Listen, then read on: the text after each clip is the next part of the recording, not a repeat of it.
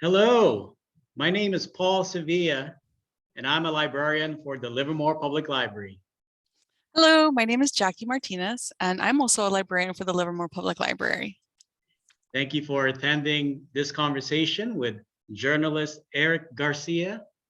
He is the author of the groundbreaking book, We're Not Broken, Changing the Autism Conversation.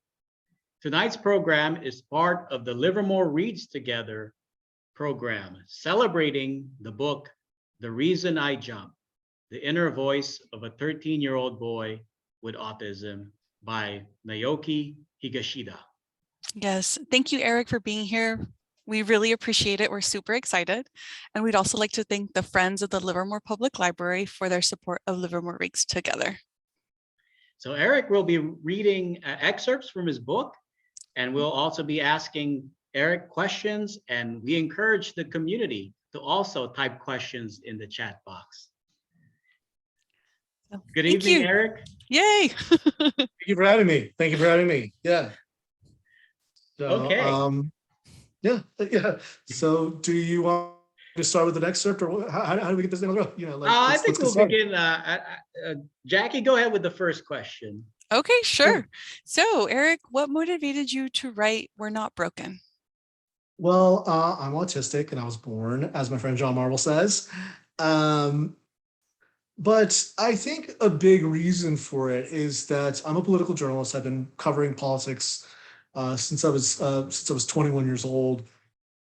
And one of the things I noticed is that I was perfectly happy to cover politics for the rest of my career.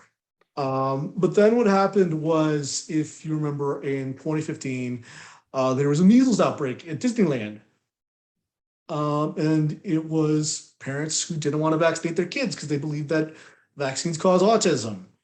And on the flip side of that, I was working at a national journal at the time. And if you remember, Donald Trump was beginning to run for president. And this was when we thought there's no way Donald Trump's going to win. But at the same time, he was asked a question during one of the early debates about his previous tweets about vaccines and autism. And he said that autism has become an epidemic. He blamed the vaccines. He talked about a friend of his whose child got vaccinated and then a few weeks later became autistic. And I just knew this wasn't true. And so what was interesting to me was, like, I grew up in Southern California. I know those types of parents who don't vaccinate their kids. They're not Republicans. They might be libertarians, but a lot of them are liberals. They're like, yoga moms. They're Democrats. They vote for Democrats. And then conversely, say what you will about Donald Trump, he might be an unorthodox Republican, but he's a Republican nonetheless. And what that said to me was, this is interesting because if we have bad information because the underlying premise was that vaccines cause autism and that autism is bad. And then that said to me another thing. It was saying, well, if we have this misinformation, this had been after Andrew Wakefield's study on vaccines and autism had been debunked for years, then we must have bad ideas about autism. And therefore, those bad ideas must beget bad policy. So I wrote this essay for National Journal, arguing that we should stop trying to cure autistic people and focus instead on trying to help autistic people live more fulfilling lives. Then my now agent, Heather Jackson, reached out to me and she said, do you want to do a book on this? So that happened, worked on the proposal. Then basically what I did is I hit the road. And basically what I wanted to figure out is, what is it like to be autistic across America? How do our misperceptions about autism color the way we view autism and the way we view autistic people and the services we provide for them? And what would it look like if we stopped trying to cure autistic people and focused instead on trying to help autistic people live more fulfilling lives? And that was really the impetus for beginning writing this book. So I hit the road. I traveled to West Virginia. I traveled to Nashville, Tennessee. I traveled to Detroit, Michigan. I traveled to Pittsburgh. I traveled to the Bay Area of California. And I visited around parts of DC, and I tried to figure out what is it like, and I tried to run as comprehensive a gamut as I could of autistic life in America. I don't think I was entirely successful, but I think I got as well as I probably could have in the limited time and space that I had. And what would you like readers to take away from your book? A few things. I think what I would want for readers to take away, what I would want for autistic people to take away when they read the book, is I would want them to believe that they are fine as they are, that they are not failed versions of normal, but rather they are human beings with whole selves and whole lives, and that their needs are valid. And that doesn't mean that they don't have impairments. I don't want to sound like I'm diminishing the idea that saying that autism is a disability. It is a disability. I believe it's a disability. But with that you are entitled to rights. You are entitled to live in this world. You are entitled to services so that you are treated equally as a human being, and that you deserve a good life. What I would argue for, what I want non-autistic people to understand is a few things. I want them to know that you know somebody who's autistic, whether you know it or not. Latest statistics show that something like 1 in 44 children are autistic. We don't really know how many autistic adults there are, but likely it's about the same number. We live among you, and on top of that, we do not need you to speak for us. What we need for you to do is we need you to understand us, and we need you to accept us. And we need to start from the baseline of accepting us, and we need you to begin with that in mind and then go from there. The last thing I would say is that autistic people should be included in any conversation about autism. We have spent far too long talking about autism while not talking with autistic people. And in fact, a lot of the time we talk past autistic people, and that needs to end, and that needs to change.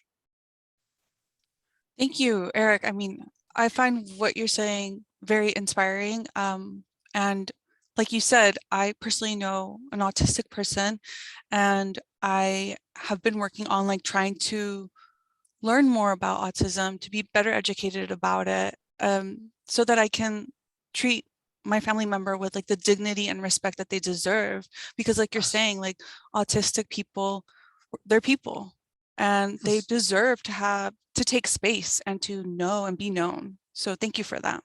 They absolutely have a place in the world, and they belong in this world just as much as anybody else. And I think that what's interesting is that, we don't force deaf people to get, to try to hear. We offer cochlear implants, we offer hearing aids, we offer all those things, but we don't say that they are lesser if they don't have those things. We still ideally should offer sign language interpreters. We ideally should offer closed captioning. We don't force blind people to see, we don't force people, I'll give you an example. I am, if you can see right here, I got some crutches. That's because I busted my tail earlier this year, and I tore my ACL. We don't, we don't say, oh, well, you should force to walk, you should force people who have, leg impairments to walk. We should make things more accessible. We don't oftentimes, but for some reason, we start from the assumption that autistic people are flawed to begin with, and that colors how we approach autism. True. Okay, thank you so much for answering those questions. Do you mind reading a passage from your book? Not at all. Let me start with this. I have it on my computer so I can read directly. So hold on 1 second. Okay, so having professors that adequately support students is necessary for any autistic person looking for guidance. For example, there's Lydia Brown, who rose to prominence writing the blog The Autistic Hoya while a student at Georgetown University. Brown, whose preferred pronouns are they and them, taught a class at Tufts University and said they made an effort to ensure the class was as accessible as possible for disabled and autistic students. I set very clear and specific deadlines for each of the papers and projects so that students who are very structure oriented and deadline oriented would have a clear set of feasible deadlines to complete all the assignments of the class. Brown told me over lunch at a restaurant in Washington, D.C. The major difference between Brown's and other classes, though, is there was no such thing as late work. So if you can't finish by deadline, all you have to do is tell me when you think you'll get it done by, and that's your new deadline, Brown said. What's worse for many autistic people who make it to higher education is that people who manage to get the higher education tend to be autistic people that were told you're smart and you're good at school, and then they fall apart in school. And then no one believes you because they're like, well, you're smart. You're not really struggling. You're just being lazy and you're making excuses. You're not trying hard enough. This makes an understanding and empathetic faculty all the more necessary. For me, one such professor was Farrell Guillory, a man in his 60s who had only a few wisps of snow white hair left on the top of his head, who always wore an immaculate dress shirt and reading glasses, and who carried traces of an accent from his native Louisiana. Professor Guillory was an elder statesman in political journalism in North Carolina, who taught a class on Southern politics. I wanted to impress him, but I tanked my first column for his class, as I'd had trouble grasping the abstract concepts that came with writing a column and could not nail down a specific topic. I felt like a failure. But a few days later, Professor Guillory invited me to his office, and after closing the door, he asked me, "Do you have Asperger's?" I remember thinking, what gives you the right to ask me such a personal question? But instead I said, "How did you know?" He said he knew people on the spectrum and had decided he would help me whittle down my ideas on a weekly basis to ensure my writing would be a finely sharpened weapon. I felt completely naked and exposed, as if my worst secret had come to light and I could no longer hide. But I also felt relieved. At that point, I didn't care if Professor Guillory's question was appropriate. He was saving my ass. And with his help, I learned how to write better analytical pieces. And God bless him for that. So that is from that is an excerpt from my chapter on higher education. And I think it's an important chapter. Incidentally enough, my Professor Phil Giller, who's retired now, he just emailed me because he got the copy of the book I sent him. So he really appreciated it, and he said he appreciated that excerpt. So, but he was the epitome of a Southern gentleman, and more than that, I think that it's a sign that I think that a lot of people, we tend to prescribe that, oh well, someone's too old, they're not going to get it, they're not going to understand. Particularly, I think there's this misperception that if you're an old white man from the South, then you can't be empathetic. But just like people assume that autistic people can't be empathetic. But here you had a very genteel Southern gentleman by the name of Farrell Guillory who was willing to help me out. And I think that those people are important and they should be celebrated and they should be modeled after.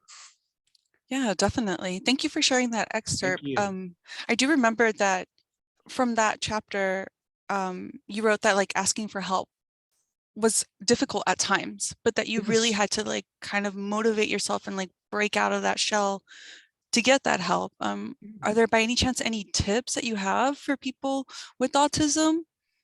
I think that I can't really give any unfortunately, I can't give any real specific tips because it's a case-by-case basis. I think that there are people who can afford to disclose, afford to say that they are autistic, but then there might be some students who are on campuses that are not as welcoming, that are not as accommodating. I can't prescribe what I did with other people. And I think also a lot, but on top of that, I think a lot of students deal with internalized ableism, because you have to understand that by the time a lot of autistic people, like these people that Lydia Brown told me, they're told constantly, you're smart, you can handle this, things like that. Then when they go to university, they fold because they, don't have those supports. A lot of us go through K through 12, going through the ringer of special education or IEPs or any of those other things. And by that point, I don't know if I'm allowed to say this, a lot of us will say, screw this. It's Mm. worth more. It's worth more trouble than it costs. Mhm. It costs more trouble than it's worth, I should say. And as a result, we don't ask for accommodations. Now that, and then on the other end, I think a lot of us are told. I think a lot of us are told that, well, even the term special education implies you're getting special treatment, implies you're getting preferential treatment rather than you are getting equal access to education. So I think a lot of students have that internalized ableism. At least I can say I did, and some other people who I interviewed did. But I think that we are conditioned to say, well, if you're not disabled enough, and this is another aspect, is that if you're not quote unquote disabled enough, you almost feel like, well, I'm taking resources away from another student who might need it more. I'm not, I'm not really somebody who needs this, so therefore I'm taking up time, I'm taking up resources, and that leads to a vicious cycle. But the thing that I would say to students is that A, those services are there for a reason. Mhm. B, you are not a failure for asking for these services. Mhm. These are helping you get on equal footing with your peers. But then the other thing I would say is that it is, I don't know if I'm allowed to say this, but it is nobody's damn business but your own if you want to disclose. It can totally be on a need to know basis. Your classmates don't need to know. If you think you are fine with other classes but others you aren't fine with, then that's cool. Mhm. If you only needed to let your guidance counselor know and do it on a class by class basis, that's cool. You do not owe anybody a thing. So that's what I would say. That's not I can't give you this is what you should do. Yeah. But what I can say is this is how you should approach things. I think that's more important than, Yeah. this is what you should do. Most definitely. Thank you for that. I really appreciate it. So if another question, like in your opinion, what are some misconceptions about autism and how can we dispel them? Oh, plenty of them. Yeah. That's why I wrote a whole book, folks. Oh, Right here. here we go, CDs. You can borrow it from the Livermore Library. Yeah. Support your public libraries. They are a treasure trove. So support Oh, your thank you. public libraries. Absolutely.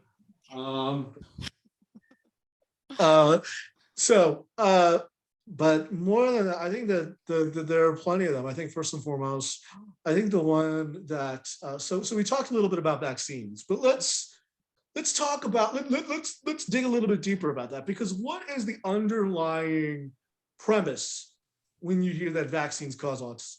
It's that autism is something to be feared. It's something to be avoided rather than it is a natural variation of humanity.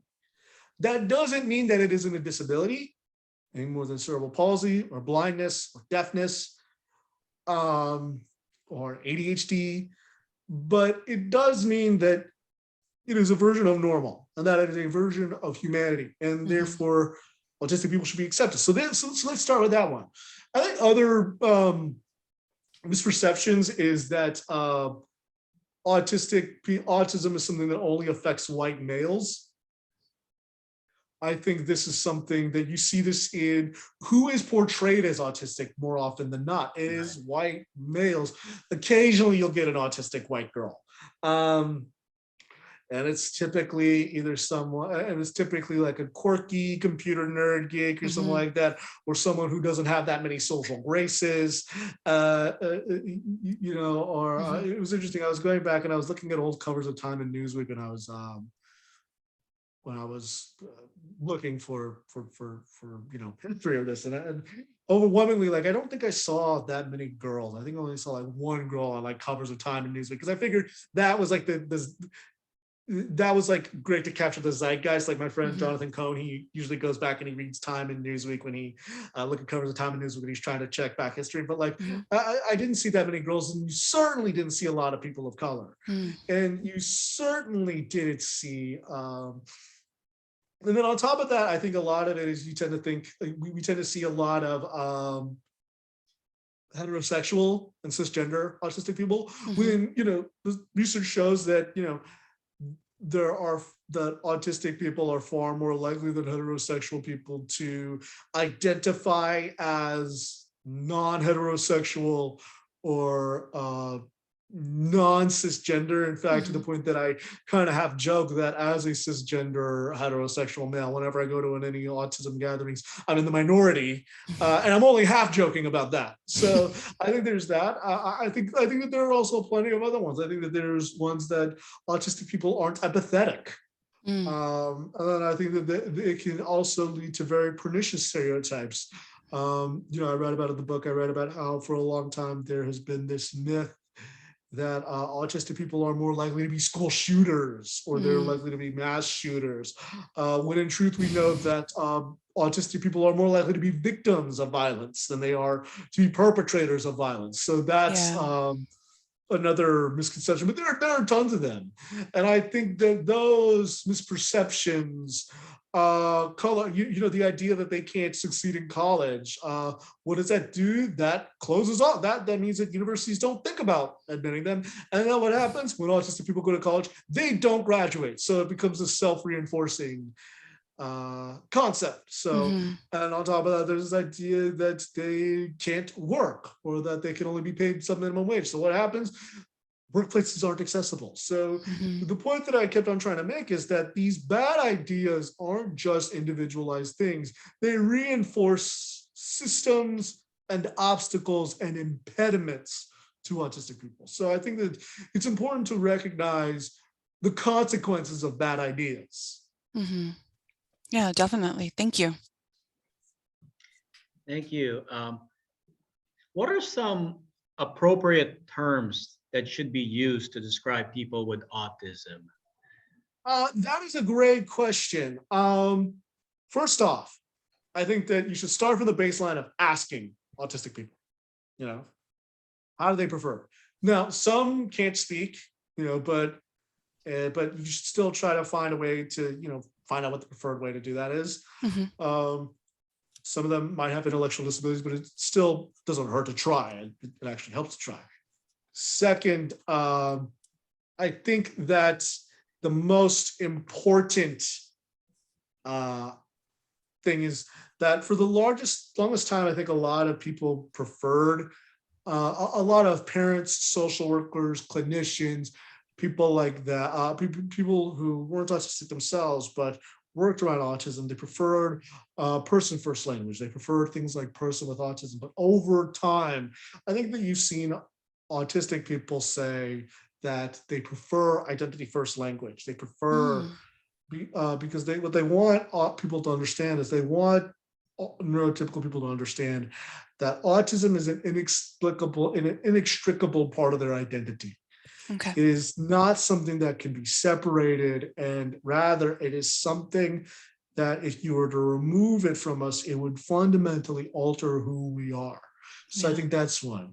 I think the other one that is that for a long time, we've used terms like high functioning and low functioning, but that binary doesn't really serve anyone. So I give this example that I wrote about in the book.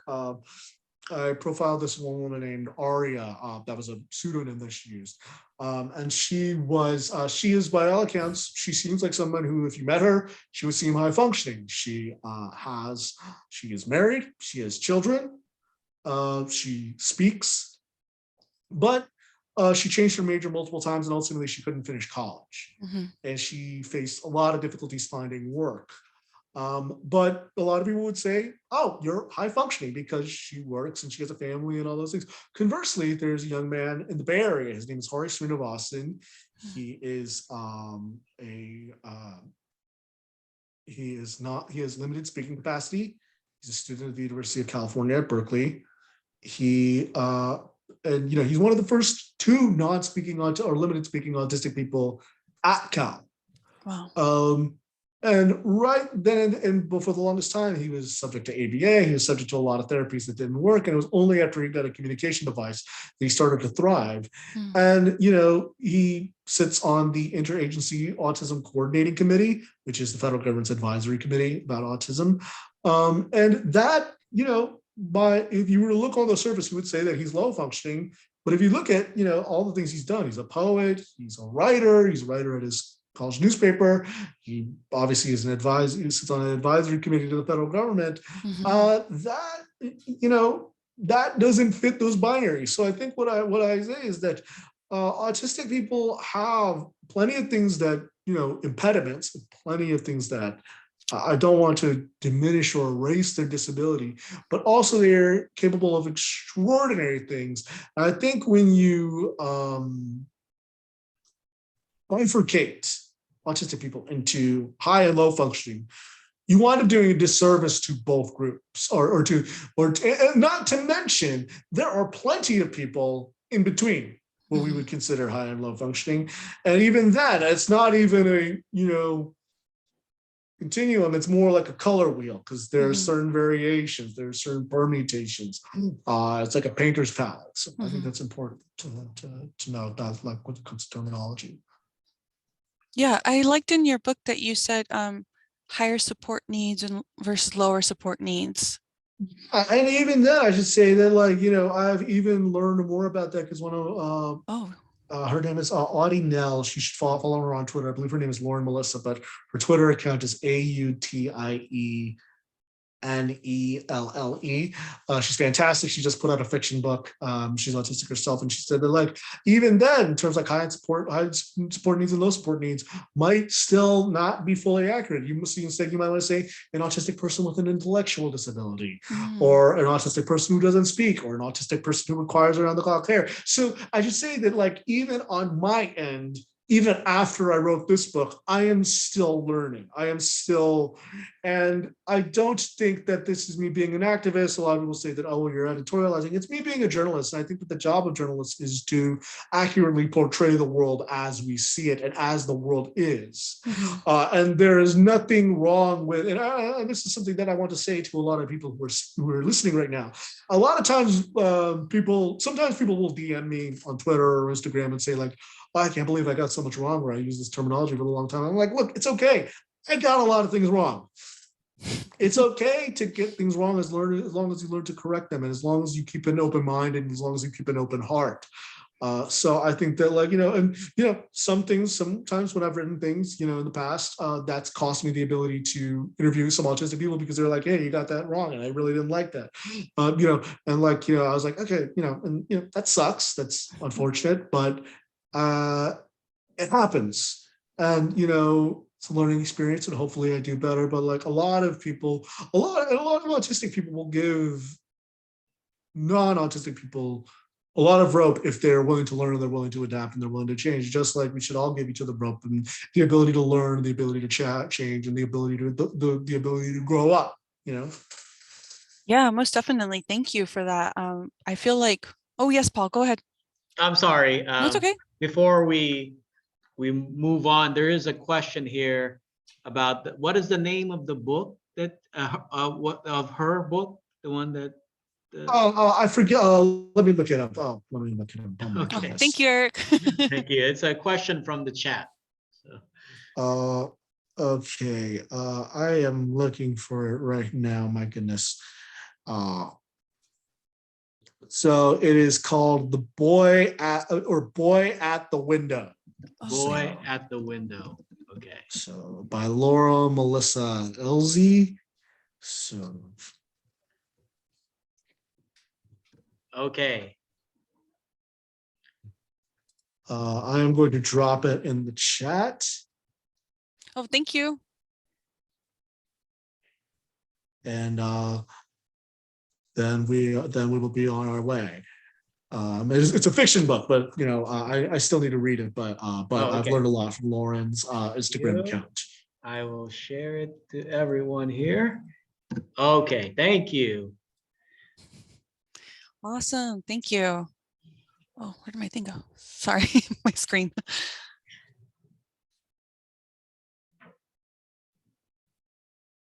So I was just going to say thank you for that insight, because I completely agree with you. I feel like we should be continuously evolving as, like, people who care for others, because we want to learn how to respect others And I think that's one of the main reasons why I became a librarian, because I really like the idea of helping my community kind of foster their growth and their education. So I just want to say thank you for that and for doing this conversation with us, because it means a lot to us. Certainly, thank you very much. Yeah. Let's see. I believe I have the next question. Could you please describe the interconnectedness of race, gender, and autism? Certainly I can. I think that, one of the things so it's important to recognize that in the first, hold on, I think that it's important to recognize that in the first studies about autism, particularly the first studies in the United States, almost all of the original studies were done with a majority boys. In fact, the first study that was really widely publicized study in the United States of America, which was autistic disturbances of affective contact, I believe it was by Leo. Hold on, I need to make sure. Autistic disturbances of affective contact. Yes, the first, I believe, 8 of the 11 children that Leo Connor, who was a professor at Johns Hopkins University, surveyed were boys, and 3 of them were girls. On top of that, over in Vienna, Hans Asperger, who's the person we get Asperger syndrome from, he for a moment believed that it only affected boys. He didn't believe that it could affect girls. He later changed his mind, but that shows stigmatizing on it. On top of that, it's important to remember that for a long time, autistic people, in those same studies, a lot of the children were either Anglo-Saxon or they were Jewish. And as a result, plenty of people thought that those were the only type of people who could be autistic. And as a result, what happened is it often leads to girls being diagnosed or being getting diagnosed later, oftentimes because our schemas and our ideas of what an autistic person is often set as the template set by white males, majority white males, and white children or Jewish children. And there's nothing wrong with being white or being Jewish, but and being autistic, absolutely, they should get all the services they can. But like when you base it as this is the type of person who's autistic and fits into that, almost phenotype, that can in turn have reverberating repercussions, because then what it does is that it makes us think that, oh, well, girls can't be autistic, when maybe their autism manifests in a very different way. A lot of times, because we tend to think of, if we see a boy who is very withdrawn and very not social, then we say, what's wrong with them? Whereas a lot of girls who are withdrawn, girls are supposed to be demure by societal standards. On top of that, when it comes to race, we tend to think that, we tend to believe that, if a child is acting out of their Black or their person of color, then they must have a behavioral disorder. On top of that, a lot of Black students get diagnosed much later. If they get diagnosed at all, or they get misdiagnosed, or they can go throughout their whole lifetimes getting undiagnosed, and they're just seen as problem children, and that leads to incarceration. On top of that, when it comes to, there's also a language gap. So if you are Latino, or if you're Asian American, or if you're from a country, if you're from an African country or an Eastern European country, and English isn't your first language, a lot of the diagnostic tools are in English. So what happens if if English isn't your first language? That can massively affect your ability to get a diagnosis, a correct diagnosis. Yeah, very true. Yeah. I should say that, I'm not saying that that it's bad that white people get services or Jewish kids get services. That far from it. I just want people to get diagnosed as much as they do. I want them to have the same services and access to the same services and diagnostic criteria that all of the others do. So, and you're seeing it improve. So, for example, when the CDC released its numbers, you saw more people are being diagnosed as autistic. That is a good thing, because that means that we're seeing more people of color, and we're seeing more women, and we're seeing more girls getting diagnosed with autism. So there is some improvement. Mhm. Yeah, definitely. Yes, and there is a reaction here in the chat from Andrew on what you were talking about, and the debate, and says it basically reflected the standard biases of mid 20th century psychology. Absolutely, absolutely. Like, and take into account, like, who could have, like, when Leo Connor said, hold on, I have the exact, he said that all but three of the families were either in Who's Who in America or American Men of Science or in both. Well, guess who could afford to take their kids to Johns Hopkins University to get diagnosed? Mhm. Who could afford to get a first, a second, and a third referral? It was upper class people who were families who had men of science or women of science. So it stands to reason that those people would get diagnosed, but it's not because they were more autistic. It's just that they could afford to go to Baltimore, Maryland. So so absolutely, it reflected the biases. I'm also seeing a question from Caroline Tont, and she says that you refer to autistic people, but nowadays everyone says person with autism. We don't see, uh, actually, a lot of autistic people say, yeah, we do say autistic people. We say, that was just what I said, identity first language. We say, we say that autism is inextricable from the person. So to answer that question, I just wanted to make sure that I answered Carolyn's question. So, I just want to share on that. So. Okay, thank you. Yeah. This might be a good time for us to hear another passage from your book. So if you don't mind reading another passage.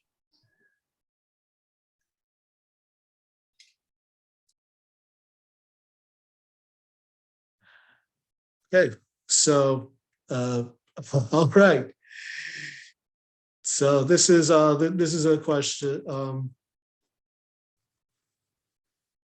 on, I'm looking for it right now. Okay. All right. So this is important, I think. It's about relationships and it's about sexual orientation, because I think we oftentimes overlook the link between autism and the LGBTQ plus community. And I think it's important for me as a cisgender heterosexual male to speak about this. Much of the language of those who discriminate against LGBTQ plus people matches the rhetoric of those who discriminate against autism.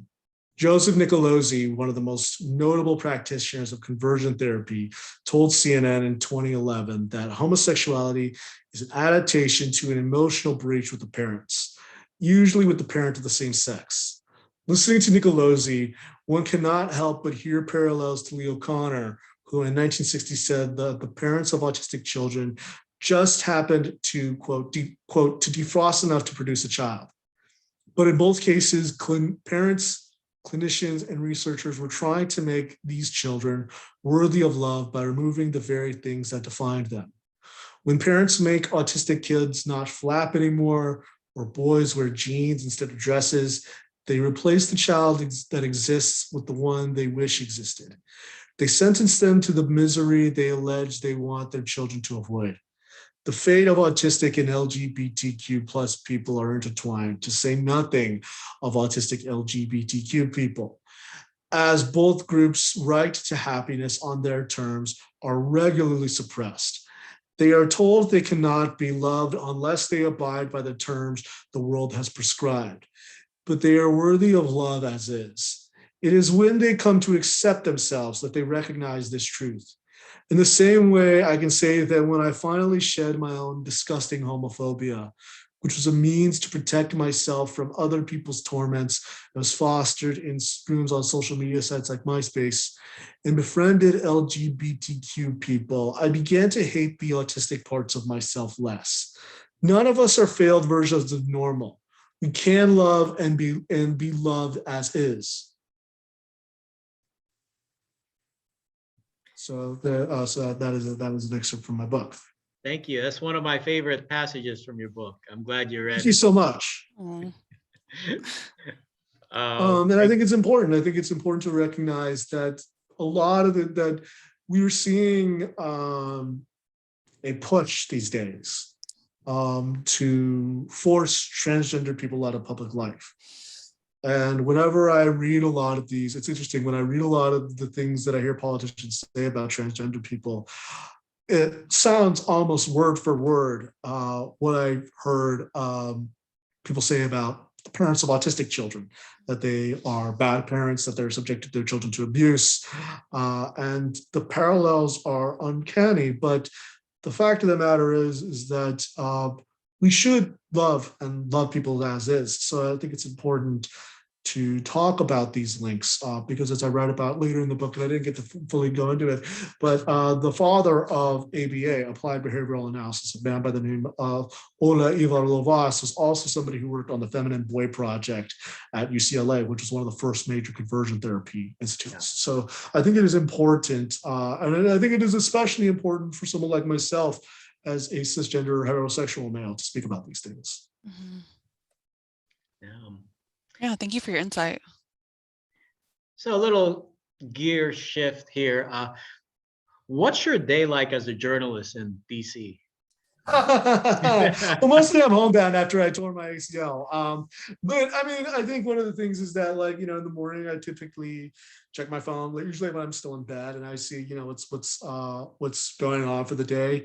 Typically, I have a good idea about I usually have been checking about what's going on overnight, and then typically most of the time I'll be coordinating so I'm the senior Washington correspondent, senior bureau chief for the Independent and our senior Washington correspondent. So a lot of times I'm coordinating our coverage. I'm going back and forth with our editors in New York, and then typically around 10 a.m. after I've led our coverage and made sure things, I usually will get some breakfast, shower, put on a suit, and then head over to the Capitol when Congress is in session. Sometimes I go to the White House, but I don't really like going to the White House because it's cramped and it's small.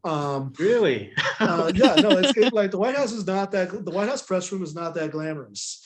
I'd much rather, but in Congress is in session, I'm usually on the House, where I'm usually trying to catch members. And then usually I'm trying to, write stuff about the day. And then sometimes, so for example, some days you're leading the coverage, and sometimes you're driving the coverage. And then sometimes you got to follow the herd. And sometimes when it's the big story, especially when I'm writing for a UK-based newspaper, a lot of people care about the crisis in Ukraine because Europe gets a lot of its oil and gas from Ukraine. And it seems like a lot of Americans, the main way that they think about Ukraine, it seems like it's through the way that they view the lens through Russia and Ukraine is through oil and gas prices, because they care about their gas prices here. So it's one of those things where it's push-pull, because they're trying to break into the United States, but then they also have to serve their audience there. So usually it's a lot, but then also sometimes, you want to, define the coverage, or you want to write a story that you think will define the way that something's discussed. And then on top of that, I write a column for MSNBC about 2 or 3 times a month. So usually I write about that. Sometimes I'll be doing radio hits, or I'll be occasionally I'll do a TV hit for MSNBC as well, because I'm a contributor there. So that's it can be, my day can be, there are days where I am entirely at home. Other days, for the next, in the coming weeks, there's going to be the confirmation hearings for Ketanji Brown Jackson. I'll probably be covering that. And then other days, if there's a government shutdown, I'm usually waiting around, puttering around Congress, waiting for there to be a vote or of some sorts. So it really depends on the day. So. Wow. Sounds exciting. Yeah. Very different. I guarantee you it is not as exciting as it sounds, because a lot of I compare covering Capitol Hill a lot to whale watching, because they can be doing votes for hours, then you can only get 20 seconds with them. Wow. And then I'm waiting, I could be waiting 3 hours for Mitt Romney, and then he'll only give me a 20-second quote. I could be waiting for I don't know, AOC, and then she'll only talk for 10 seconds. So yeah. Well, thank you for letting us learn about that aspect, because I had no clue. It's not as sexy as people think it is. So.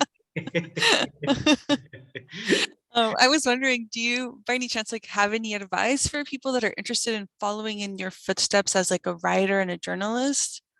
I mean, I think I would say is write every day.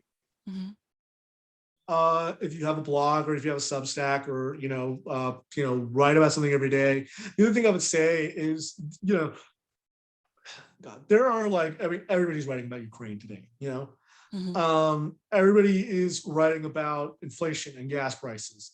Find something that, and like, that's my job. I'm bureau chief. I have to do that.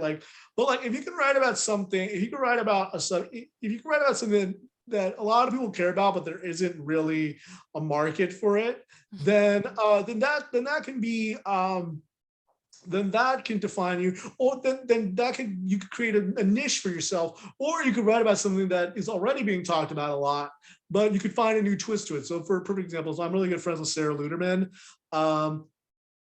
And she really, I think it's fair to say, a lot of people may, because I wrote a book about this, associate me with autism and journalism, but Sarah defined and created the disability journalism beat, because she was covering it from the start, to the extent that, and she was knowledgeable about it, and she was writing about it in a way that a lot of other people weren't. So when the coronavirus pandemic hit, she was able to write these pieces for the nation about children who, everybody was saying children weren't going to be affected by COVID. Well, she was like, a lot of children who are chronically ill or have, pre-existing conditions will be affected by it. Then also she was, I don't know if you remember, there was that story that showed that Representative Madison Cawthorn had been saying he was a Paralympian when he really wasn't. That was Sarah who did that. She defined and she created the beat. And if you look at the footnotes for a lot of my political journalism stuff, in the book, I want to say a quarter of the endnotes and footnotes in my book are stuff that Sarah originally reported. So it's not Sarah invented the beat. And it took her a long time, but now she has a job at 19th News, which is a great thing. You should read her stuff. She covers caregiving. And she's the perfect person to cover that. She writes about nursing homes. She writes about home care. She writes about, the workers and the people who are on the receiving end of it. And that she only was able, she's able to do that now. It was a lot of work, but she invented the beat. Everybody afterward, whether it's me or whether it's Wendy Liu or whether it's Amanda Morris at the New York Times, Wendy Liu, who's at Huffington Post, all of us follow in Sarah's footsteps. And it's because Sarah created that beat, and she's roughly my age. I think she's a year older than I am, or a year or 2 years older than I am. But she created the beat, and it was because she had experience as a disabled person, as a person with a disability, that allowed her to cover this in a very different way. And I think the thing that I should say is a lot of times journalists, and I think especially if you're from a marginalized community, you immediately get pegged as being an activist if you write about your own community. When really, I don't think of myself as an activist. A lot of people think I'm an activist. You could ask a lot of activists. A lot of them probably don't like me. But I think that I actually argue the opposite, that because a lot of newsrooms will say, oh, well, if you're from that community, you must be biased about it. I actually argue the opposite, which is that if you are a white person, whether you recognize it or not, you have biases about race. If you're writing about race, if you are a man, you are going to have biases about gender. If you write about gender, even if you don't recognize it, we tend to think of white, cisgender, upper class, Ivy League graduate males as the most neutral people because they were the ones who wrote the standards for news, for objectivity in journalism and things like that. But a lot of times, if you are a person with a disability, if you are a person of color, if you are a woman, if you are a non-binary person or a transgender person or a person of the lesbian, gay, or bisexual community, you will have a certain knowledge because you have an understanding of what it's like to be part of that community. That doesn't mean that you're biased. That doesn't mean that you're going to slant coverage in favor of them, but it means you're going to understand some things. You're going to know who to call in ways that a lot of the people aren't going to necessarily know. So I think what I would say is find a way, if you feel like you are a person with disability, if you feel like you're a person from a marginalized community, obviously don't editorialize, don't bring your opinion, things like that, but find a way, recognize that you bring a certain perspective or you bring a certain understanding and this kind of sense of this community that a lot of other people wouldn't understand. If you are an immigrant, you should be able to cover immigration. And you're going to understand, if you cover immigration, you're going to understand the H-1B visas. You're going to understand, green cards better than someone who was born in the United States. Mhm. If you are a person who has been on food stamps and TANF, you're going to understand those welfare programs better than someone who went to boarding school, Yeah, definitely. Okay. Okay. Our hour, well, if you got to the audience, if you have any questions or comments, please drop in the chat. And so are there any resources or organizations about autism that you recommend that we support? I mean, there's the Autism Self-Advocacy Network. There is Ascend in the Bay Area, which helps autistic people find work. There is the Autism Women and Non-Binary Network. There are a lot of pan-disability organizations like the ARC and the AAPD, the American Association of People with Disabilities. There are a lot of, and then there are a lot of emerging groups that have since sprouted up. That even ones that like I can't remember off the top of my head, but there are plenty of organizations. And the other thing is, like, if you don't see an organization on your campus, then start one. I tell the story in my book that, like, when I anybody who's been to university, like that first week, like when you're signing up for, you sign up for every, club and group and all that, like, it was interesting. Like I remember I signed up for an autism group because I was like, oh, I'm autistic, I should sign up for an autism group. And then what was interesting is I realized that everybody in the autism group was neurotypical. I went to I don't even think I went to one meeting. I was like, okay, cheers. But like, if you don't see an organization that really reflects your needs, start one yourself. Yeah, that's good advice. Thank you. And thank you for listing those organizations and resources. Yeah, definitely. I just want to read this comment from Andrew on the chat. Mr. Garcia, I'm a librarian in Skokie, Illinois, which is your hometown. My hometown, baby. Yes. Yeah, so reading your book had a profound impact on my comfort with being autistic, including my lack of desire to live independently as I contemplate my 40s and beyond. I am currently exploring options for low support needs housing. Do you have any advice? I can't say that I have any specific advice because every autistic person's choices are just those. What I can say is that your choices are just as valid as anybody else's choices. And if you feel like, I think one of the mistakes, I think because for a long time, autistic people were institutionalized for so long, independence is seen as the platonic ideal. And I understand that impulse, because for a long time, autistic people were locked up in asylums or they were in institutions or things like that. But some people prefer not necessarily independence, but interdependence. That might be the thing that they prefer, and that allows them to live a fulfilling life. What ultimately should be the aspired goal, I think, is the ability to make your own decisions. That to me is freedom. I talk about this a lot. I talk about the fact that my dad is a Republican. And I think that in many ways that kind of turned me on to conservative ideals. And I think that one of the things I learned about is the idea of freedom. And to me, freedom and liberty is the ability to make your own decisions and to create your own options. And I think that if living interdependently with other people, whether it be a caregiver or family member or things like that, is the ability, allows you to make your own decisions and make those decisions and bring them to fruition, then that might be the best thing for you. So no judgment whatsoever if you don't think that living independently is up to you, as long as you feel like you have the ability to make your own decisions and come and go as you please. Because a lot of times, I think a lot of times when people think about not living independently, they think of oh, you're in a nursing home and you have hours where you can come and go, or you can't come and go, things like that. But if you live interdependently and you can come and go as well as you please, then by all means. Thank you. Thank you for answering that question. I'm just going through the chat here. We got a nice comment here from Riley. Thank you for doing this evening chat. Well, thank you for attending. Thank you for attending. Excellent points. That said, Deborah Garcia. Okay. That's my mom. Oh, really? Oh, hi. Hello, Mrs. Hi, Mom. Garcia. Thanks Aw. for. Hi, Mom. That's so Hello, cool. Mom. Okay, let's see what else we got here. She asked for the link. Yeah.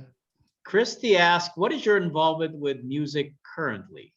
Oh, How, I mean, how can people I with don't. autism? I, Yeah, go I ahead. mean, I don't play music. I don't play in a band that much regularly, but I mess around. I play music. Friends are over, and like they have a guitar, they have bass with it. Like I'll definitely mess around. Like, the one kind of splurge I had, like a lot of people say, like, oh, what did you get? Like, you shouldn't quit your day job if you write a book. Like, don't quit your day job. But like the one thing that I kind of splurged on was I bought myself a nice red Les Paul guitar. So like that's my little luxury that I got to myself. So yeah. Oh, that's awesome. Okay. And just a follow up to that, how can people working with autistic youth and teens support their involvement and continuing music?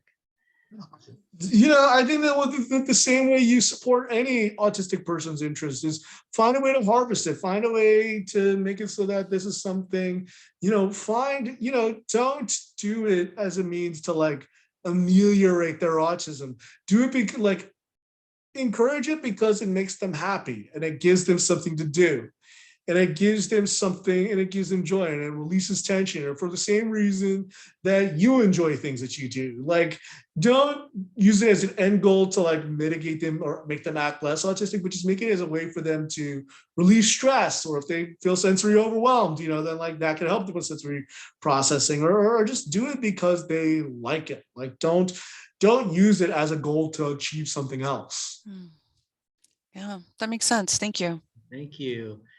Okay. Oh, Andrew wrote, thank you. I hope you get back to Skokie. Is that how you say it? Yeah, Skokie, Illinois. Okay. Yeah, I was the only non-Jew like born in the hospital there. So that's why I have a lot of love for the Jewish people, and I'm grateful for all their support. So Yeah. Andrew says you've had an impact here, so he hopes thank you that you so go much. back. I have love for Skokie. I can't wait to go back to Chicago. I went back last year for a talk, but I was only there for less than 24 hours. I want to go back and like actually spend some time in Chicago. Chicago is like my hometown, so I love Chicago very much. Okay, well, our time is up. Let's go to the conclusion now. Jackie, go ahead. Okay, Paul. I know I would probably want to need to let Eric go. He's probably had a busy day. Yeah. Uh, I guess, okay, so I just want to say thank you again. Thank you, Eric, for being here, for providing this wonderful conversation. We're so grateful for this opportunity to speak with you. yeah. Thank you so much.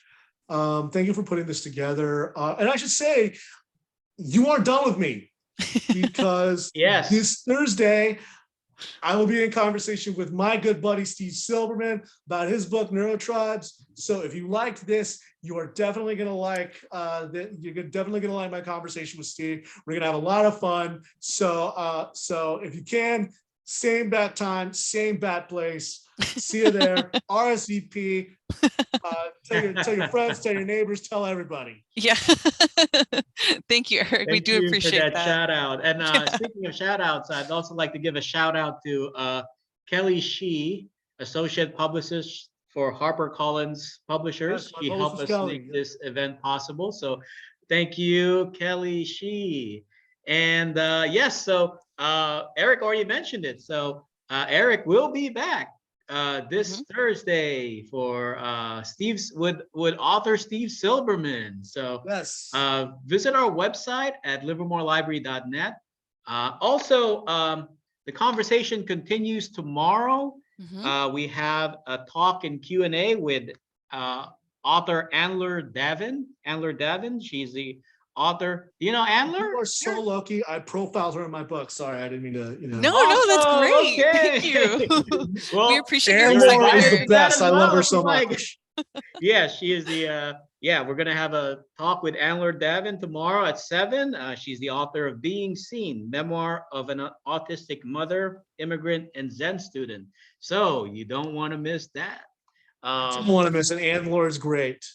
Yeah, so please join us for other Livermore Reads Together events. Visit our website, livermorelibrary.net, or follow us on social media to learn more about our Livermore Reads Together events and programs. So once again, Thank you to the Friends of the Livermore Library.